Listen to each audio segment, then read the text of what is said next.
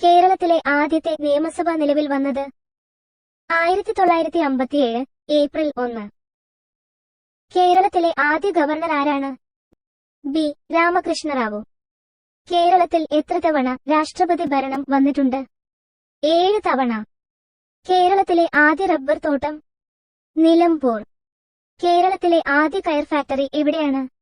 ആലപ്പുഴ. ഗാന്ധിജി ആദ്യമായി കേരളത്തിൽ വന്നത് എവിടെയാണ്? കോഴിക്കോട്. കേരളത്തിൽ ഏറ്റവും കൂടുതൽ കൃഷിഭൂമിയുള്ള ജില്ല ഏതാണ്? പാലക്കാട്. ദേശീയ കർഷക ദിനം എന്നാണ്? ഡിസംബർ 23. ലോക നാളികേര ദിനം എന്നാണ്? സെപ്റ്റംബർ 2.